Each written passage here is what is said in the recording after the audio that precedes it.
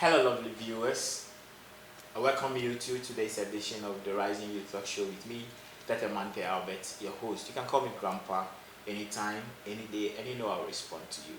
But be reminded that we're coming your way from the Pep Fresh Yogurt Bar and Lounge inside Amekom Kumasi. And this show is also supported by Ketchup Bespoke in Tema, Kakigraphy in Tema, Patido Beauty Salon also in Kumasi, and Oils Fast Food also in Kumasi. And today we are bringing you a conversation from a wonderful young man who has a lot and has done a lot in the youth terrain to share his experience with us, share his challenges that he has sailed through with us, and also the way forward. And at the end, motivate us as youth to rise up to the occasion and do more for ourselves and for Mother Ghana. And I'm talking to no other person than Mr. Kwame A.B Acheampong, who goes by the simple name Kaba. Not the Kaba that your lady wears, okay? This is original Kaba who is doing so much in the youthful terrain. Honorable, you're welcome to the Rising Youth Talk Show. Yeah, thank you so much. It's actually been a pleasure being on this platform to share my views and ideas with the viewers or with the audience as well, and then I really appreciate it. We are honored to have you. I mean, we know you are loaded with much to share with the youth out there, and by the time I believe by the time the show ends, a youth out there will be motivated to do much. Very sure. We hope so. With God being our help, we just get there gradually and then with time. All right, so viewers, join me. Let's get this conversation started. Let's get to know Mr. Kwame A.B Acheampong in detail. Get to know more about him. You might know Kaba. You might have heard of him. You might have seen his projects here and there. But then we are here with him to get to know more of him. Let's get into the conversation. Okay. Thank you so much.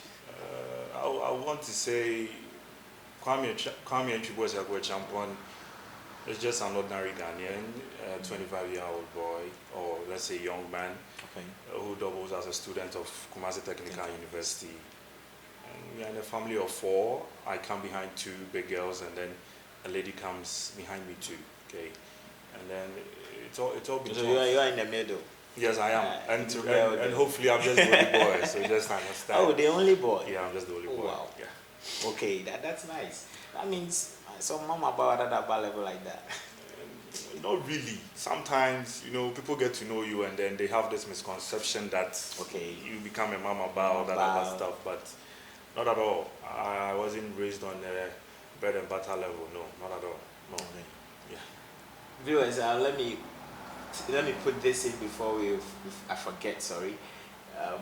Mr. Kwame A.B Acheampong is the CEO of the Kaba Foundation. It's a charitable foundation that goes about doing donations and supporting orphans, giving help to the needy and although anybody out that needs help. But they have a workforce that operates in such areas. So Mr. Kwame A.B, family. Let's talk about family now. Okay. You say you are in a family of 4. Yeah. Where you in the middle. Yeah, sure. The only guy. How was growing up with family like? It wasn't quite easy, but it got to a point that I got to know that this is where I am, and I should just blend or fuse with them because daddy being a banker and then mom being a banker as well. Okay. They all worked in different regions. Daddy was in Brongahafu, mommy was in Ashanti region, and then almost each and every now and then we visit daddy when it's vacation. So you get to know that you only see the face of the man at home on Fridays, and then he leaves right Sunday. Yeah. And then, just as I said, it wasn't quite easy because each and every time mom wakes up early, goes to work, we have to take care of our own self, myself and my junior sister, because as at that time, my little sister, my elder sisters were outside doing some courses here and there, and then it was just between myself and my junior sister. So sometimes I had to bath early, wake up, and then bath my kid sister, get prepared for school. How old were you then? I was about 12 years then. 12 years? Yes, I was about 12 years then. And then we just go to school. When we are done with school for the day, she comes to my class, waits for me till I'm done. And obviously, even after classes, I'll still have an extra classes, yeah, because I wanted to be sharp at the very thing that I was doing, and then it helped. It helped. It helped. Yeah. So, with your sister alone and mom being a banker, dad being a banker, all away, and you have to fend for your sister in a way. How was your sister growing up with you? Like, was it easy handling her, or how was it? Well, I would say Because I'm asking this because having a guy dealing with a lady yeah, is different from guys and like sure. girls sort of. Yeah. How was it like for you? Sometimes it was tough. I'll never lie about that. Sometimes it was, but once she's my junior sister or my kid sister, I always had an upper hand over her in terms of how I speak with her and then how she responds to me. Because she came to understand that no, he's the only person I have now who's taking care of me, aside mom being around. So if he says anything, I'm just supposed to mingle myself and then just subdue to whatever thing that he says. But then it got to a point when she started growing up, coming of age, it became tough. At one point I lost control and then I just told my big sisters that if they don't come and then take over, I can't continue again. So they had to calm down and then help with catering of us and all. And then as at that time too, I was becoming way much stubborn. Getting into PC, computers and all that. And then yeah, it helped. It really helped. Yeah, it really helped. Was dad's influence still there even though he was away? Yeah, so now he is. The influence is still there. Still there. Yeah, and then I like to put it on a record that this daddy that we are talking about, I think we lost him 2008, yeah, in 1st July. So sorry for your loss. Yeah, it's something that usually happens, so it's natural. But still, the influence that he had then on us, it still has that influence on me, because sometimes you'll be there, you want to take a bold decision, and then you get to know that the man of the house took this decision some years back, and then you are forced in between the lines to know what to do, where to go, and whom to go to. Yeah, so that influence has been there, and I pray it sticks. And maybe after I'm married, then I take my decisions on myself. But mom is still around, right? Yes, mom is still around. How was the connection from now being with now a grown man? Like, you have your own self, no sister to worry again. Yeah. So how is the relationship with mom still like now? We are very cool. She's my mom. Anytime she calls me, I cannot say I'm not answering. No matter what I'm doing, I need to put that on hold and then get to her, because I don't know why she's calling me. Okay. Sometimes it could be because of a family issue, a family matter. That is a nuclear family, of course. Then at times she's just calling to check up on her son. Yeah. To me, I think I'm 25, I'm old, but she still calls me and tells me you are young, you are still a boy. Sometimes we quarrel, and then I'm like, oh ma, I'm not a young guy, still. You thought I was. My mom will tell you, even if you grow to meet my age, I still a boy. Yeah, it usually happens. At one point in time, I remember there was a decision to be made, and then I made a very concrete decision and concise one, of course. Okay. And mom was like, no, this should be done. I was like, ma, I'm the man of the house now, irrespective of me having big sisters. Anytime they want a decision, they come to me, but I say it's final. And irrespective of that, it doesn't mean I'm autocratic in the family. No, that is not who I am.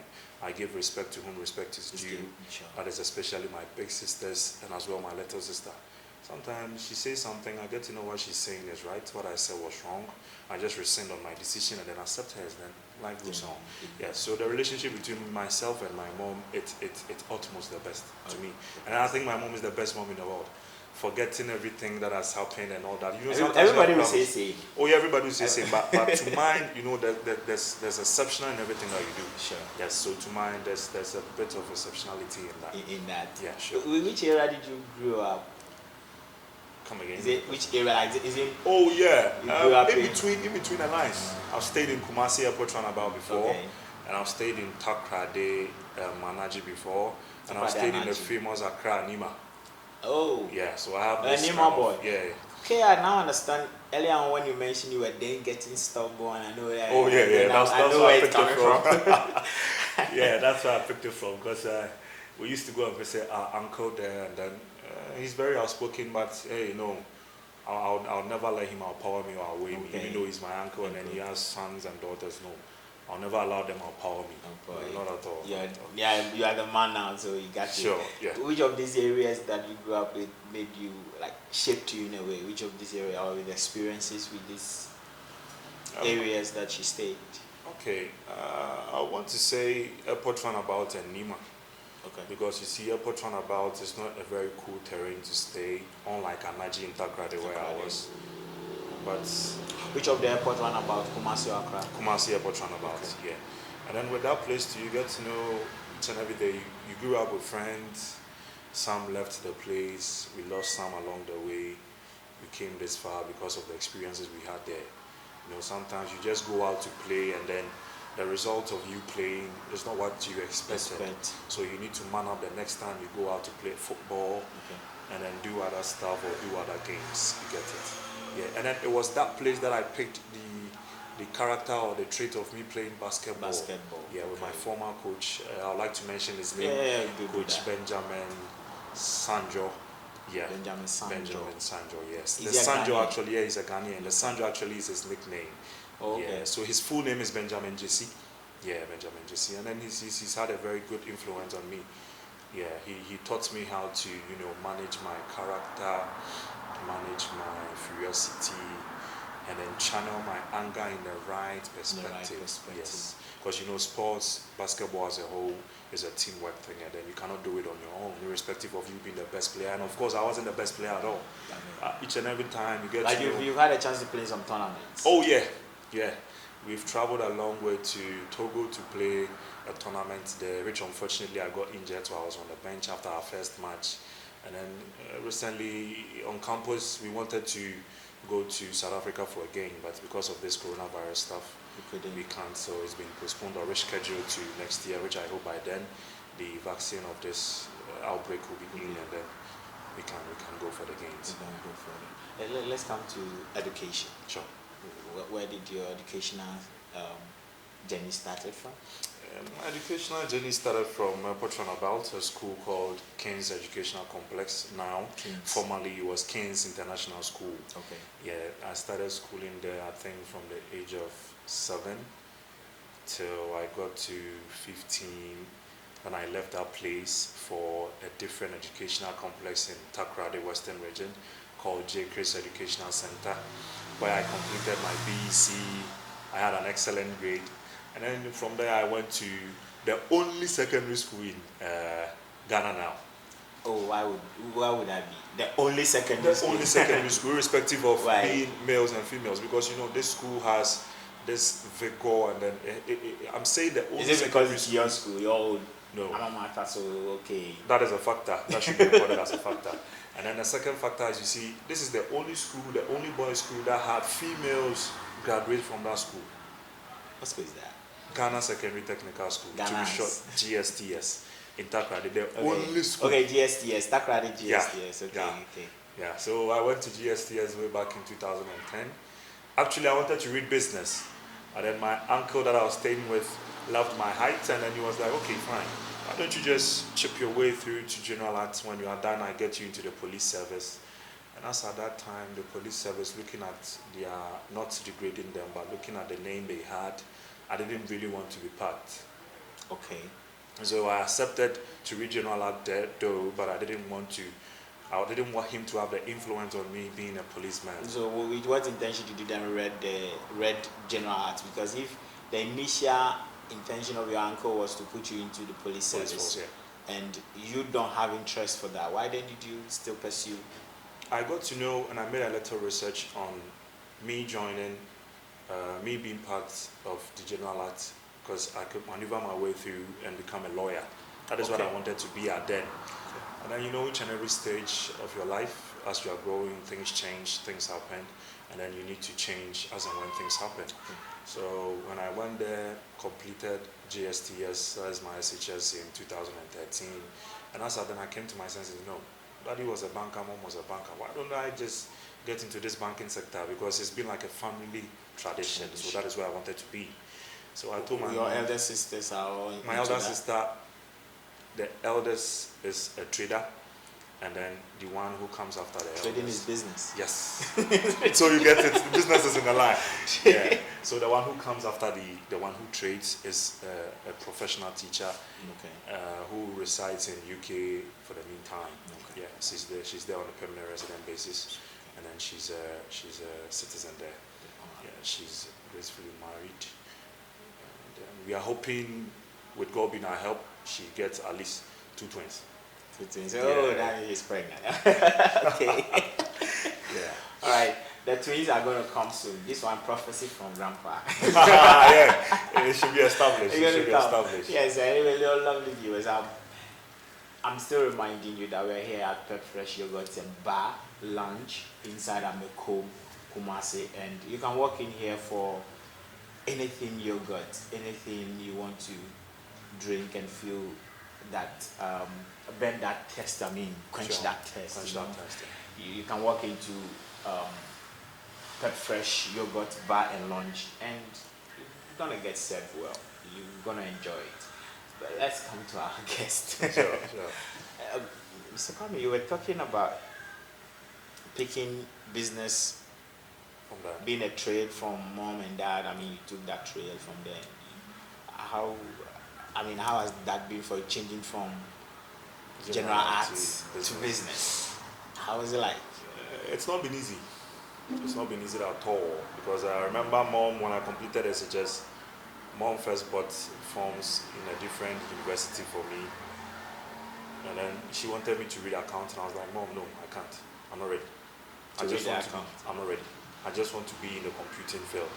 Okay. So I asked my elder sister, and then she gave me some money. I enrolled myself in NIIT. Without your mom's permission? Yeah, without her permission. Yeah, so I read That's a bold step. Yeah, I read a bit into hardware, software. I'm tempted to ask your age as a then, when you When I fish mom completed off. SHS, I think I was about 25 now, so in between the lines, completed 2013. Oh, okay, 7 years now, so subtracting, I think I'll be then either 19 or 20. Yeah. So I joined the NIT, did software, did a bit of hardware, and then I was good at that, so I just wanted to meander my way through that IT sector. And then a cousin of mine, who is in MTN now, did computer science. He's one of their best computer engineers in MTN. And then he phoned my mom. Auntie, where we are, I'm receiving a good pay, a good salary, but there's a young guy who has been here, and then he read accounting with computing, and the salary that this man is taking, and we all have money. Everybody. Yeah, so I was there, and then my mom sat me down. I was like, Kwame, this is what your cousin is saying. I was like, okay, fine. And finally, let me just buy any school, any forms of any school you want me to attend, any course at all. I'm willing. Okay, so you gave in to mom now. I gave it to her decision now. Okay. After Sure. going your way, Yeah, after going came my back way. to, Yeah, because she managed to, convince me with the money aspect. So I needed to stay calm. Sure, Charlie. I needed to stay calm and then succumb to her decisions, and then get to Kumasi Technical University, where I am today, hopefully final year. And then, to my surprise, they bought the forms. She didn't even tell me. The first choice, of course, accounting with computing. Second choice, accounting with computing. Third choice, accounting with computing. So she gave them no opportunity, no option. Just to pick you for that particular course. That particular course, you get it. Without that, nothing. Without that, nothing. So I came, I had a call, a text message. You've been selected to come in school in Kumasi Technical. And I was like, how? I've not bought any forms. And I showed it to my mom. She was like, oh yeah, I did it. I was like, oh okay, fine. So it's your influence. She said yes. Then I came. I was in Accra. Then they helped me. Booked a bus But initially, you turned mom down. Oh yeah, initially I did. For the accounting in particular. Yeah. Earlier on, she wanted to enroll you for accounting. An accounting course, and then you went into NIT. NIT, yeah. What then make you accept this? Is it because there was computing in it? The computing factor, yes, I think it's an A+ there. Because it's still going to boil down to the same accounting. The same accounting, but with a bit of, or a touch of computing. Computing. Yeah, so I loved the computing, not the accountant's factor. So me reading accounting with computing, I took it as reading computing with accounting rather. Okay. And that grew my interest in that field. Okay. Yeah, and then before God and man, when we came to level 100, God has been so faithful and good unto me. And then till now, I wouldn't classify myself as the best student, but among the best. Among the best. Yes, you find me somewhere between the lines, so I'm good. Okay. Yes, I'm good. Okay, so in this same educational line, there was a time you pick up a challenge. Yeah, I did. Certain challenges. I mean, first of all, you step in to be the vice president of the Association for Computerized Accounting Students. How did that interest came about to pick? I mean, to go, like doing student politics. Where did the interest came from?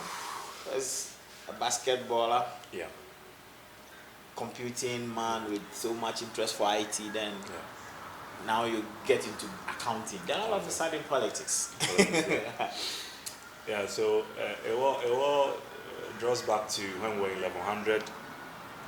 You know, when we came, the orientation we had was once you are in accounting, always you go to class officially dressed. Okay. And I dealt with that part seriously. Anytime I go to lectures officially, I'm on point. Okay. Even if I don't understand or know whatever thing that the lecturer is saying, I'm still on point. So it came to a point in time, level 100 second semester, Alex Acheampong. I call him my cousin because we have the same name, Acheampong. Acheampong is called Kwame, I'm called Kwame. Kwame, oh, okay. And he was like, Kwame, you are good, you know how to dress, you speak well, and then we want to groom you for an SRC position. But then you need to take up a mantle before that. To prepare you for that. Sure. I was like, okay, what is the mantle ahead? Or what is the header ahead? And he said, we want you to advise someone for the association, that is Association of Computerized Accounting Students. I was like, okay, let me think through it. Let me inform the people at home before they tell me I didn't inform them. So when he said that, I went into it with prayer. I remember calling my spiritual father about it, and then he said it's a good decision. If only I want you to, I should vie in that, and then it is going to work well. Honestly, I had little faith in that, with what he told me. So I prayed about it, and then God gave me a green light. Okay. It happened in a dream. All of a sudden, I was there, and then I just heard voices, jubilation. I was spiritual. Like, what is this? I woke up. I got to know that the room was just the normal room that I was in. You alone. So immediately I called the person they wanted me to vice. That is His Excellency, former ACAS President, Jones, Ishaba Owusu. I called him, I was like, boss, 3 people have come to me, but of them all, I see you to be the person I can pair with. So with your decision, I humbly accept your decision. So that same day I made a call around 8:30 a.m. 30 minutes time, exactly 9 o'clock, the forms were ready. I needed to sign. And taking that decision was very tough. What if I take this decision and then it doesn't go as expected? This same God who told me going for this person, it turns out to be the other way. It was tough. But I still matured my way through. Okay. I signed the forms and I started campaigning with him. As at that time, I was a shy type. So anytime he goes out to campaign... But now you are not. No, I'm not. not at all. Not at all. I'm tempted to ask what killed that shyness. We went to campaign in a ladies' room when I was vying for the role of SRC president. Okay. In a ladies' room, and then the way she spoke to us was inhumane. Okay. It was inhumane. So that. And as at that time, because I was that timid type, shy type, I thought that was why she said that. She said that. So I was like, oh, okay, then let me bring back the Nima life. The Nima boy. Bring the Nima boy into this. So I started acting tough, irrespective of what you say, it doesn't get to me. Okay. You insult me in public, I look at you, I smile with a bad intention that if I win and I get you, I'm not going to take it easy on you at all. The rolling star. Because somebody didn't take it easy on you. Yeah, because somebody didn't take it easy on me. So from there, I accepted Jones. We went ahead, and then we won by I think 160 votes. I was like, okay, that's a Huge margin. Huge margin. I was like, okay, then this man called God has never failed and will never fail on his promises. So we were through, and then one time we went for lectures. I didn't even know it was time for the SRC portfolio stuff. Then one guy came into class creating an awareness that he wants to also go in for the SRC president. And that gingered me. This guy, he's good. He's fluent in English. But I'm also fluent in English. He's good in class, academics. I'm also good in academics. So he's nice. Can you call nice. So why don't I compete with him? Because then I had faced competition before, so it wasn't a new thing to me. Yes. So I went, spoke to my spiritual father, and he told me point blank, Kwame, it is hard, it is tough. I'll go in. And I went in, picked the forms. In between then, there was a problem. What was this problem? So many people came from our department wanting to be the president and vice. And then in our department, we have this, problem. It's been there since inception. That nobody from Akas can be the president. So I wanted to set my side. Does it mean nobody has ever been? Nobody has ever been. The only thing they do is become a vice president. And then the department, the largest department on campus, and we've never won the presidency seat. It's a big question to ask. Very big question. What is there? What is the problem? So I wrote down the lines. I was like, okay, this is where we fall short. If you are to get people who can step down from vicing people, and if assuming 5 people are coming for the presidency, and we are to sit down, have a sit-down talk, and at least it gets to one. Even if it's not me, I'll support the person. Everybody supports that one person. Sure. At least to give that name to the association. That is it. So it came to a point, we got actually there, about 3-4 people came, and then we sourced it out to 2 people, myself and one young gentleman called Kakari, whom I humbly respect, because for some time he taught me accounting before, and then he gave me a tough competition in my own department where I was the vice president. Yeah. So in between the lines, then a different young guy also came, Moses. Has he then contested you before, this Kakari or anybody? Initially, Kakari wanted to come in for the vice president post. Okay, for the association which you earlier took. But he dropped, and I was glad he did. Because if he had surfaced, it would have been a very tough decision. Do you get it? Do you think he would have taken that opportunity from you? With God being my help, no, not at all. Okay. Not at all, not at all, not at all. But it would have been a tough competition though, but he wouldn't have. Okay. He wouldn't have. Because initially, the person I was vicing had contested to be a vice when he was in level 100. So he had that exposure. So it was good. Because you were running on his ticket. Sure. And he was the face, I wasn't. Okay, yeah. I get it. So people voted for me because of him, and some voted for him because of me. So you see the interchange. Sure. Yeah. So the problem, that was where it started. Tough competition, then through the SRC, a whole lot happened. A whole lot happened. You are there. Can you share a few with us? Yeah, I will, gladly. You are there, then someone will just give you a call. I am the political father on campus, and I've heard of you. You've really campaigned, you've really worked, and I want to manage you. I looked at myself, I was like, me, manage me. I saw myself so little that even though I have the vim to go ahead for this position, but will I win? You were having doubts then? Yeah, because when you look at the people that I was competing with in the likes of Amado Bruni Peter, Berima Andy, and one guy, Frank Rekumbrobe, and initially there was another guy, Ajimaiduya Michael, ADM. He was the toughest competition that I could have if he had been in a race. Okay. And along the way, I think he traveled outside. He had opportunity to school in Canada, so he went. And then it left with myself, Amrado Bruni, Peter Berman, D, and Frank Rekumbrobe. And then of us all, Frank won. Then I became the second runner-up. And you know, with politics, there's nothing like second runner-up. Yeah. From second to fourth, you've all lost. That's it. Yeah, so we lost, and then the post-election trauma. But before we come to the post-election issues, how was the challenge, or what was some of these challenges entering into this election with this strong 4 people or 3, I guess? Yeah, 3. How was the challenge like? in Okay, you know, irrespective of you being the richest man on earth, you still have financial needs. the needs? Sure.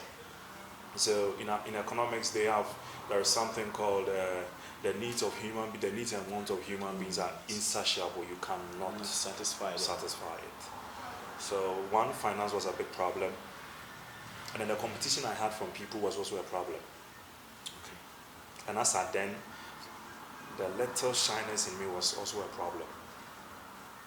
So I took this thing that fine. If I go somewhere and I'm campaigning, I'll go all out. No matter what you say to me, I don't care. I'll just go all out. And at a point it helped. And at a point it didn't help because people were like, "You are cool. You don't talk. You are silent. You are very calm, and then you want to behave like the others. Why don't you come in your own mold?" Okay. So they are now seeing you in a different perspective. Meanwhile, on campus, what we have on campus, you win elections by greeting people. Sure. that is one. Yeah. Forgive me, but how then do you win election by greeting people? Because you know, on campus, anytime you meet someone, you share greetings with a person. Just greetings, not even asking of them how they are, how things are going with them, not caring for them, but just greeting them. They perceive and think you are the nicest person they can have. Is it not in our culture, rather than attributing it to the school? Well, yes, Africans do have a bit of that trait in us. When someone greets that, oh, at least this guy is very humane. Yeah, but I'm so glad that from time immemorial to now, anybody who uses that format wins. At the end of the day, they revolt on their greeting. They don't continue with it, and it becomes a menace or a problem for the people. So in our time, I thought it was going to change, and I really wanted to be part of the agent of that change. And unfortunately, the person who won on the ticket of the same thing. I was like, this campus, why? Is it that? Maybe that's the ritual. Is it a ritual? And I wasn't tempted to believe that, no, it was a ritual. It is. No, it's not. Someone will have to change that thing on campus. Because we need to get to that point where we understand that greeting people alone will not just win you a seat. My fear here is, does it even prove leadership? Because I may greet you. That is the thing. But then, what is the quality that I have to serve as a leader? As a leader, that is the thing. You get it? And so I think we've reduced the qualities of a leader on campus. The qualities we need to see in a leader to the things someone should do that we perceive him to be a leader. That is the mistake that I think is happening right now on campus.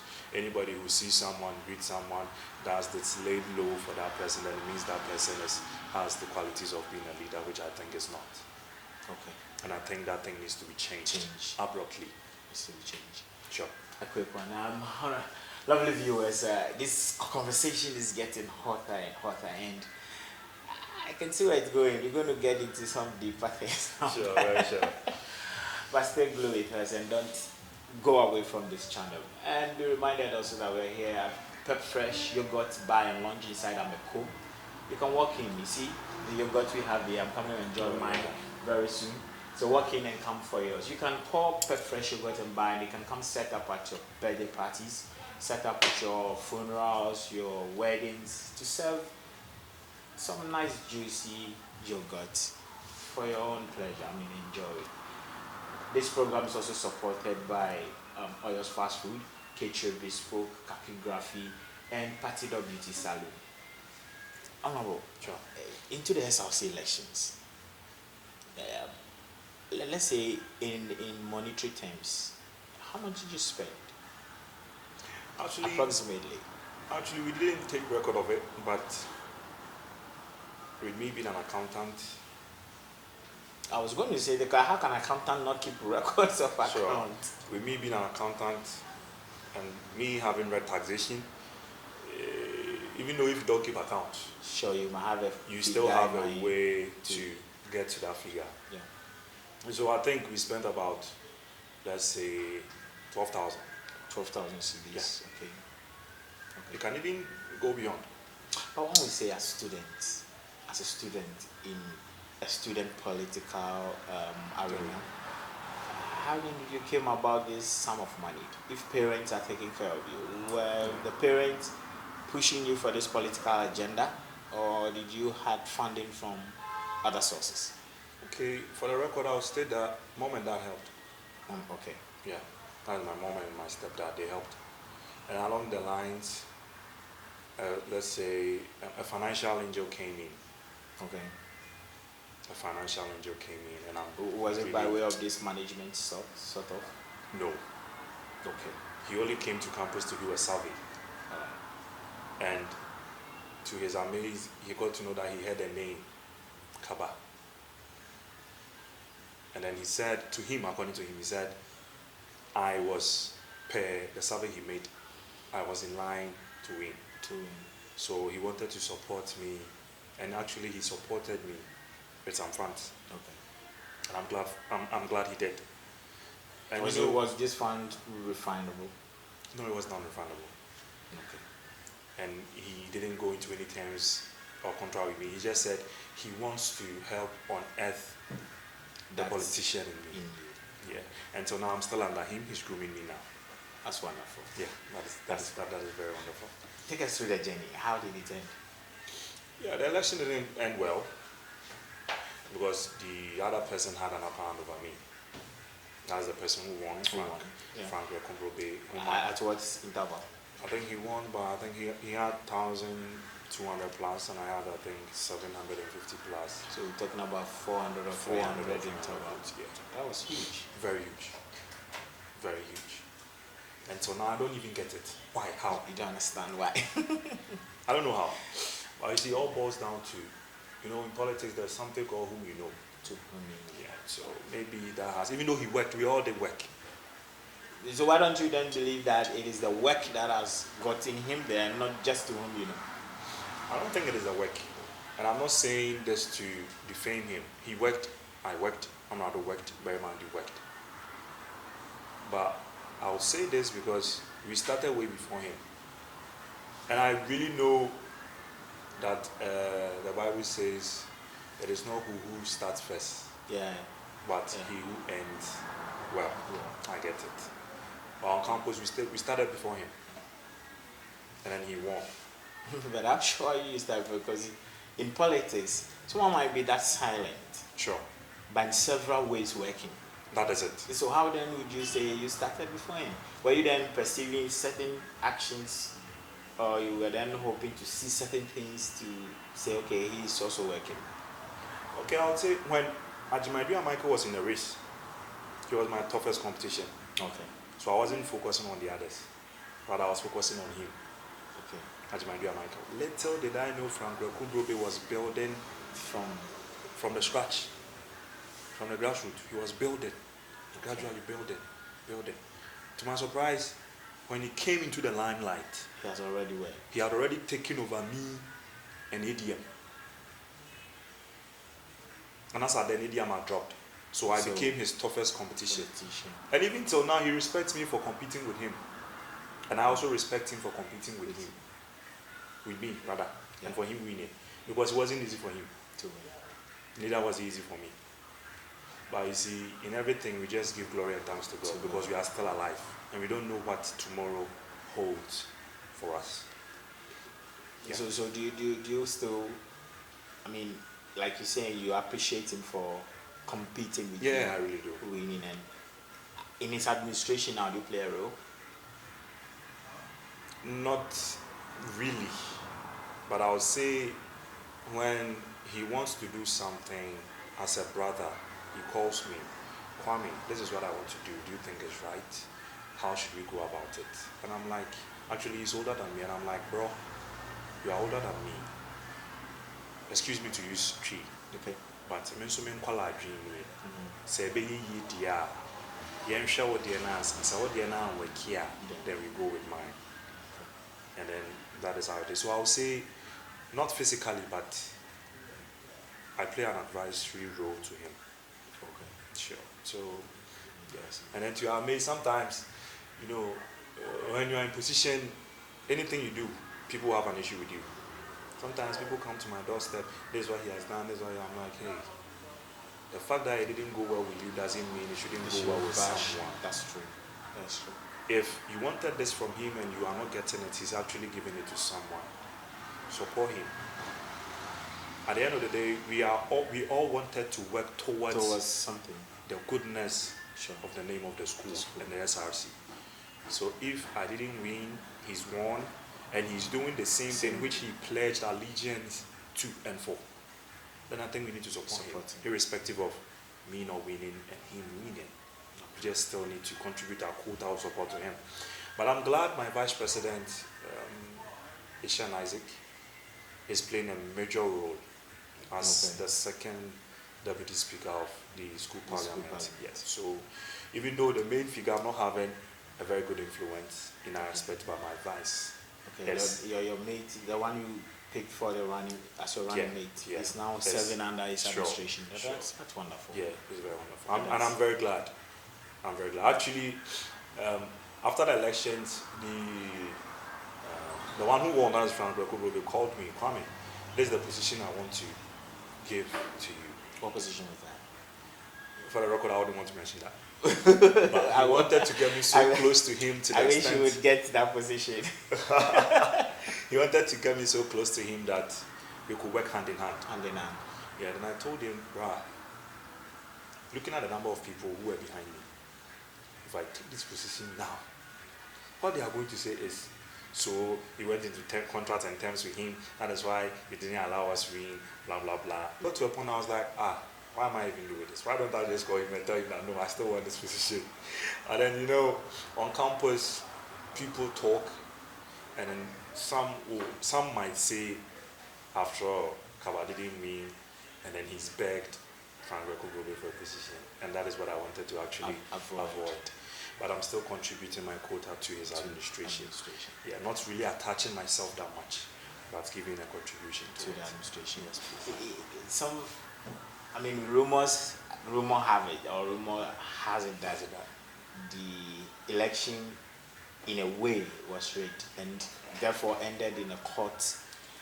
With the court issue, it isn't a rumor because we all witnessed the court issue, where one of the aspirants marched the school to court to interpret the results and other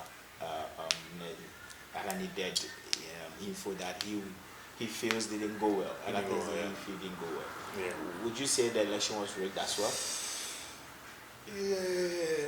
You see, during campaign, when we all met, we said one thing: may the best man win, may the best person win. Okay. So if he won, I perceive him to be the best person who won. Was it rigged? For the record, 50-50. Was it? Because I can't say yes, I can't say no. No, I can't say yes. If you say 50-50, it means you have a let's say a concrete reason why you were saying 50-50. Okay. The reason for me saying 50-50 is, why did the other aspirant, or why did the other presidential candidate choose to line him in a court? Okay. If to him he didn't rig, not to the one who won, but to the presidential aspirant. Why? Do you get it? I get you. That is, there should be a cause. There should be a reason. And then when he went to court, I think I wasn't there. I only went for the final hearing, and then the judge said all the presidential aspirants and the Berima submitted doesn't hold water, and then Frank Rekobo should be stood as the SRC president. So I think once the highest or the court of the land says no, then I don't think any rigging went ahead. Because if we think, that is our perception, that is what we think, do you have any proof? Yes, one person had a proof that according to him he said he had, and then he sent it to court, and court nullified it, then that means there wasn't anything. Were you then in support of his court action? How should I say this? Actually, he came to me for a support on the grounds that we should all team together and then put away this rigging of election and all. And I only told him one thing: my brother, if we are fighting for a good cause, we are truly fighting for a good cause. But should it be that even if the court finds him culpable of rigging and takes him off the seat, and there comes another re-election, how is it going to come off? Is the administration of the school going to release funds to the SRC for another election? Are we prepared to go through that stress? Do we have the financial resources again to go for campaign, vetting again, buy software for elections again, vote again, waste the students' time again? Would you call it time wasting? I'll call it time wasting. It's decision making. I'll call it time wasting, even though it's decision making, because you know, going to people for them to campaign or campaigning to people for them to vote for you, you are wasting your time, even though you want something. You could have used that time for something much better as at that time, not some years to come. And I always value things presently.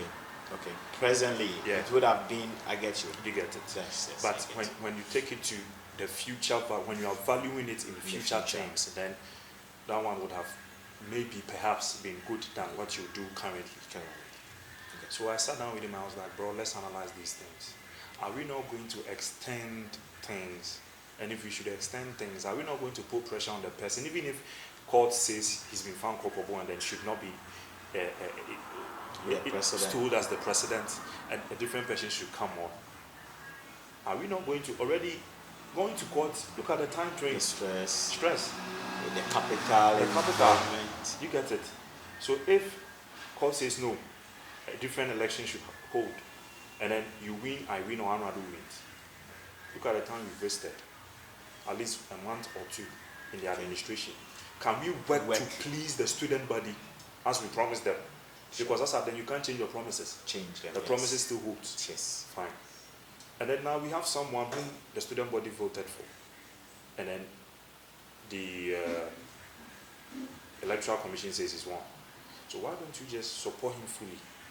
And we support him doesn't mean if he makes a mistake or makes false decisions, we can't blame him. So I told them, look, it is a good thing we are doing, but let's take this also into consideration. This is my little idea I want to bring on board. Let's leave this court issue out. Let's support him for the good things he's doing, and for the bad things he's doing, let's call him to the books. Let's remind him that he gave a promise to the student body that this is what he wanted to do. And this is what he's going to do as a matter of fact. Okay. So let's hold him to that promises. And it was to no avail. Okay. And then they continue with the court thing, and then when court finally squashed the petition, he had to be stated as the president. And truly he was. Would you say his administration is quite performing? Though some time was kind of wasted because of the court's actions. Yeah. Would you say he is performing?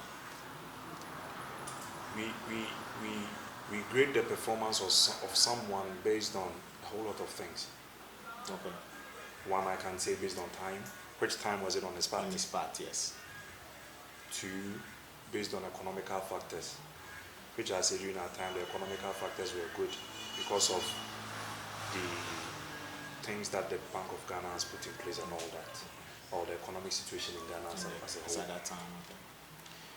He's done some projects, yes he has, and he's still embarking on other projects as well. But if we say his administration went well, then I think it should be graded comparing what he's doing to the promises he made. If I promise you an iPhone and I get you a Samsung, I've failed you. Even though I've given you a Samsung, I've still failed you. But I promised you an iPhone, and the time frame that I'm supposed to get the preparation done and then get you the iPhone, you wasted it, and I gave you Samsung. Is it not enough? Well, I didn't waste it. I wasn't the person who took it to court in the first place. But you agreed to the fact that some time was... Taking the court issue aside, in between the lines, we had, I think, 2 strikes. Yeah. And then this COVID-19 also came in to make a role. So I think he was given little chance to prove the things that he promised that he could do there. So to me, I think if I'm rating him, I'll rate him, I think 70. 70. Yeah, that's a good score. 70 to 100. That's a good score. Yeah. because looking at the things that has happened on campus and comparing them to our previous president, the status quo of the school has lifted a bit. So would you say if he had had all his chance or the time that he's supposed to serve without this court issue, would you say he would have done better? He would have done better. Because I would say this because my spiritual father once told me something. He said, and I quote, the best competition to good is better. Okay. And the best competition to better is best. So anytime better is coming, good will never allow better to come. Likewise, if best wants to come, better and take away better will never allow. Sure. So if all these times had been given to him, and no coronavirus, no strike, no court issue, I think he could have done better. And in him doing better, we can grade him well. And in regrading him well, we can also call him to the books of the promises that he made. Okay. Because you can't just promise the student and fail them. That is it. Even though I'm not saying he has. Sure. But to some he has. And likewise, I said earlier, it is politics. You cannot satisfy the needs of everybody. Some, your administration will go against some. Sure. It will go well for some. Yeah. So that is it. And then all too soon we're riding on to the end of this conversation, but let's come to Mr. Kwame A.B Acheampong's corporate life. Yeah, okay. Let's move from the student. I think we've had much about that. much about that. Yeah. Let's shift to the your corporate life. As a youth coming up, picking up this charitable foundation to help others. How has it been? How has the work been like, caring for people, even when you have to, as a youth, now build yourself and care for yourself? How has it been in there? The road has been rough. It's not been smooth at all. Because what gingered me to bring about this foundation was as a result of the struggles I have been through in life myself. Have you been through any struggle? Yes, I have. Mom was a banker, dad was a banker. Yes, and still I had. And still I went through some issues. Okay. Sometimes you get to know you want things immediately, and they'll tell you no. You can't have it. Someone in the family wants this, so you better attend to that person before you. Yours is a second thing. That person, what the person is asking for is life. Okay. So I said, I was but this boils down to choices and not the fact that they are denying you. Yeah. Because as at then, I was tempted to think they don't like me, but now I'm tempted to think that no, the decision they took was best. Okay. I asked for a laptop, and then someone had to go to a hospital in the family, and then they decided to help the person before they gave me the laptop. And then even after all, they still gave me the laptop. So why was I worried then? Yeah. So some problems you've been through. Sometimes, irrespective of you being a good person, you get to know that you need help from people. Sure. Everybody needs somebody. Sure. And then no one will be there to help you. Just a few friends that you have and a few family members that you have. And I'm not that much associated with my extended family. I'm not that type of person. I focus only on my nuclear family, as my mom, my stepdad, my step-siblings, my real sisters, and then a few friends that I have. Okay. Yeah. People might say, oh, Kaba, he has a whole lot of friends. But to me, the friends I have are just few. Not based on what they give me, no. Okay. But based on their actions and inactions towards me. Okay. Yeah. So in my corporate life, starting this Kaba Foundation thing has not been easy, just as I said, but I think it will work out. Okay. Yeah, because we are going through the paperwork. So currently the foundation is going through paperwork, even though you are doing certain projects. Even though we've already started some projects, but it's still going through paperwork. Okay. Yeah, I remember that was last 2 years. Last 2 years, sure. We went to the Nsawam prisons to make a donation. And it was worth it. Okay. It was worth it. And then we've made donations to, I think, 3 places. 1 to the Nsawam prisons and 2 to some orphanages. Yeah, because I think, had it not been God, that would have been I would have found myself also to be an orphan. Just like, Yeah. So I have it on my heart and in mind that if God helps, just as I'm also helping myself, and we get to that area where I can really help people, like my mentor is, Kwame A.B Acheampong is. oh, Kwame A.B Acheampong is your mentor? Actually, I've not even seen him in person, but he has an influence on me. Okay. Yeah, sure. That is it. That's why you love money. Because that Oh, man yeah. loves money than anybody He's else. money conscious, you know. Yeah, that's why I love money too. Yeah, so Yeah. it's been good. So how is funding like for, I mean, with the foundation, since you started, Yeah. how do you come about funding to be able to feed these street children, go to the prisons, and how do you come about funding? With the prison one that we did 2 years ago, I think I had, way back in SHS, I had a school son that I was very close with. Okay. And he's in US right now, and then he sent me some books. And I was like, I don't have need for these things. Why don't I just donate them to the Islam prisons? Maybe, probably, they will need it more than I would do. Because what he sent, currently I have enough. Okay. So I don't need them. And for some, you have to convert them to monetary value. Sell some, get the money, and then, yeah. But for the donations that we made to the children's home, we bought some rice, some oil, water, clothes, books, pencils, pens, mathematical sets for the aged. Aged, I mean people who needed them. Okay, of school age. Yeah. Well. So what, any of the names of these orphanages you can put out? We went to one orphanage at, if you get into Tech campus itself. Tech campus. When you maneuver your way to where I stay, I've even forgotten the same place that I stay. We moved there not long ago, so okay. It's called Kokopeng. Yeah. There's a branch road. Okay, why you forgotten the name of the I think My Redeemer Lives or something. It has something that is, it has a name that has to do with God. Yeah. So we went there, and I'm glad we did. Because when immediately I went there, I saw the people. Initially, the plan was for us to take pictures and then get more people. But there's one thing I told them, that in the Bible, it is stated boldly that when this hand does something, this hand is not small. And I said, no, these things that we are doing is not for the benefit of ourselves, for them. And then God himself will reward us, not man. So let's not just make them feel bad. Because assuming, I put myself in their shoes. What if someone is coming to donate something to me and the person is having me on tape? Would I like it? No, so I wouldn't do the same to them. So I did it, and then some even ended in tears for some.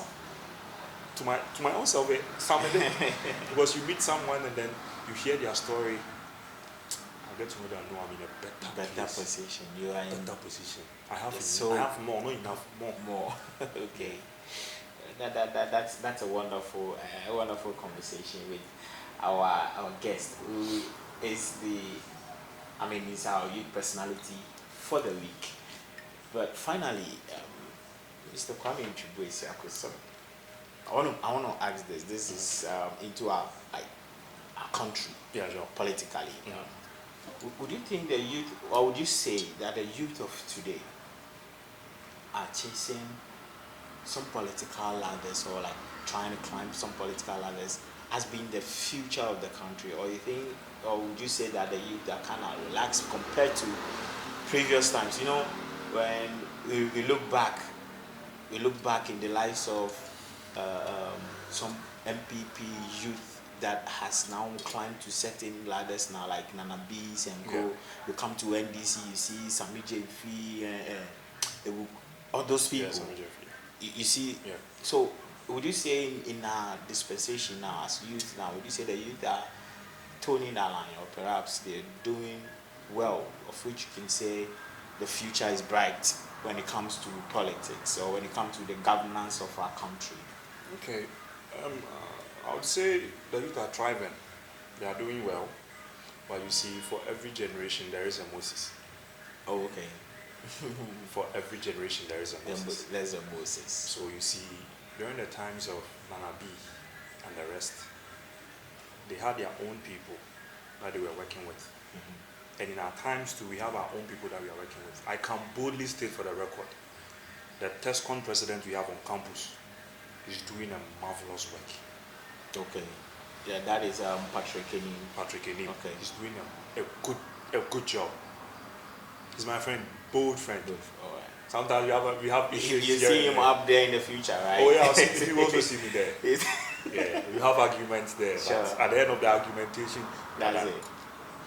Is this suggesting that you are of a different political line than him? No. Right now, Opposition? Right now, I've not found myself in any political party. I'm just in line with whatever government that comes and does good things for the people. That is whom I support. Okay. I wouldn't hinge myself to one any political specific party or that, because look, there are some people, if once they get themselves hinged to one political party, even if that political party is doing something bad, they can't voice it out. Only a few You people have do. to succumb to that. And those few people that do voice out the bad things those political parties are doing, they tend to be sidelined, never to be heard of again. Okay. That is my problem I have with African politics. Yes, that's true. We moved in for democracy, but the real definition of democracy we know. The definition of democracy we know. But the deep democracy itself we don't. Why do we choose to do politics of insult than do politics of real facts on the Facts and ground? intellectualism. I get you. You get my point. Someone can work, irrespective of him joining a blue party, a blue-white-red party, a red-green black party, a white-red-white party, or the colorless parties. Why don't we just get someone who can really do the work to work? A viewer might be watching us now who would want to perhaps team up with your foundation or come in contact with you for certain activities or certain donations to other places. And so if you can give out your handles or your... Oh, okay. Handles. I only have a Facebook account. But initially we were mentioning that you were raising a social media kind of group. Yeah. If you can let that us know. social media platform by the name is Choices GH. The Choices spelled ChoiCesGH.com. Okay. Yeah. And it has a bit of all of these platforms put together. Yeah. Okay, so as soon as one locates Choices GH, we'll be able to get in touch with you. Sure, you will. Through other means as well. Yeah, and then for the record, the Facebook name is Kwame A.B Acheampong. Yeah, these are only the two handles that I have. All right, lovely viewers. All too soon we've come to the end of today's discussion on the Rising Youth Talk Show with our personality of the week in the person of Mr. Kwame A.B Acheampong, who is the CEO of the Kaba Foundation and also a youth activist. He's a student youth activist who has done so much, even in the social and corporate world. He's doing great. And today he has motivated us much to rise up as youth. But I keep saying this every day or every week after week, that in every conversation we have, try keep up with one or two words to live the life with. And on today's discussion or today's conversation, if not for anything, don't forget this particular one. Sure. In this life, Aki said, don't forget where you started from, whom you started with, who helped you get to where you are, and how you even started. All this makes your history, and that is what you can build on to have a better future. If you know all this and you appreciate these people, you don't forget them in your life, or you hold them to certain esteem in your life, then you can build a better future. They can shape you and know how you take your steps. Yeah. As a youth, I also encourage you to start doing something on your own. Sure. The fact that you started this and it failed doesn't mean you should quit. There are thousands of things you can try. And this, I will say again, if you try this and it doesn't work, it means that you have found a new way not to be successful. So go to the other way that will make you successful. Yeah. Every mistake you make is a sign that has to lead you to the right path. Sure. So rise up as a youth and let us all do our best to make Mother Ghana a better place for all. And on this note, we say thank you to Mr. Kwame A.B Acheampong for making us, doing us this honor by coming on the show and being our Rising Youth Personality of the Week. Thank you so much. It's been a pleasure. Mr. Kwame A.B for coming on the show and It's been a pleasure. sharing your story with us or your experiences with us. Yeah. I've learned a lot. Sure. I also have. I never knew I had all these things within me. They are there. We're glad you brought them all out. Yeah. Thank you so much for coming. And for you viewers at home, thank you for staying glued with us. Thank you for watching, and don't forget to subscribe to this channel and let us all build together and grow together. And lastly, the Rising Youth Talk Show is giving opportunity to you as a youth to market your product. We're giving you a 1-month free space to advertise your product. All you got to do is send us a copy of your product flyer or the details of your product or your business, and let us help you build your brand. Let us help market it for you for a free 1-month period. Subscription. Free advertisement for you. All you got to do is to call or WhatsApp this very number 0546 449980, and we will do justice by helping you grow as a youth and build your brand. Thank you for being with us, and we've come your way from Pep Fresh Yogurt Bar and Lunch. We'll come your way again next week. I've been your host. My name is Kwame Albert. You can call me Grandpa. It's bye for now.